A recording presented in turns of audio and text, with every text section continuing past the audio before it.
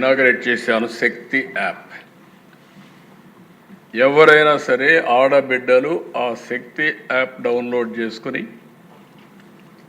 కనీసం ఆ ఫోన్లో చేయగలిగిన ఆ శక్తి యాప్ ఆన్ చేసి 3 సార్లు షేక్ చేసిన ఆటోమేటిక్గా రిజిస్టర్ అయిపోతుంది.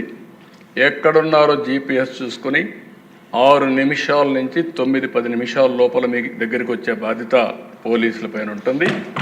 ఒకసారి కంప్లైంట్ చేసిన తర్వాత ఆ అమ్మాయికి ఏమైనా జరిగినా మా పోలీసులు రెస్పాండ్ కాకపోయినా బాధ్యత తీసుకునే అవకాశం పోలీసుల పైన ఉంటుంది.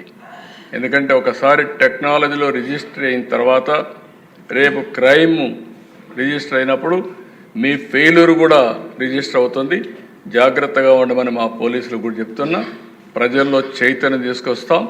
చైతన్యం తీసుకురావడమే కాకుండా ఇటు పోలీసులు అప్రమత్తంగా లేకపోతే వాళ్ళపైన కూడా యాక్షన్ ఉంటుంది.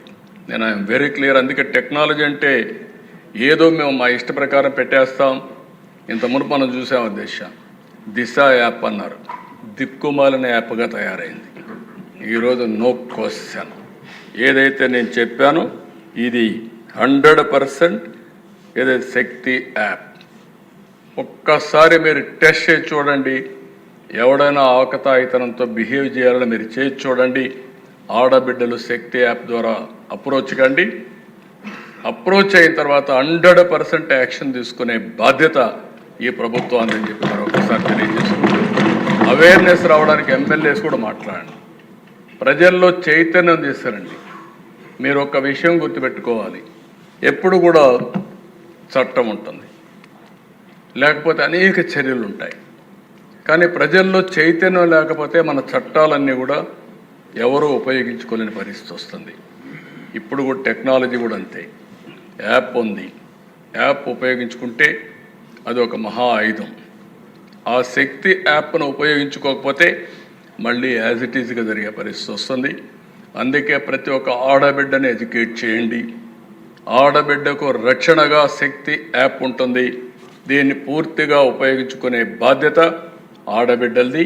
వాళ్ళల్లో చైతన్యం తీసుకొచ్చే బాధ్యత ఇక్కడుండే ఎమ్మెల్యేలది. మీ కాన్స్టిట్యున్సీలు ఎక్కడైనా ఉపయోగించుకోకపోతే ఫస్ట్ నేను ఎమ్మెల్యేని అడుగుతాను, ఎందుకు మీరు చెప్పలేకపోయారని. మీరు అక్కడ కార్యకర్తలు ఉంటారు, 3 పార్టీలు కలిసి ఇంటింటికి చెప్పండి. అవసరమైతే కొన్ని పాంప్లైట్స్ వేయండి. ఒక్క క్రైమ్ జరిగితే అప్పుడు చూడండి.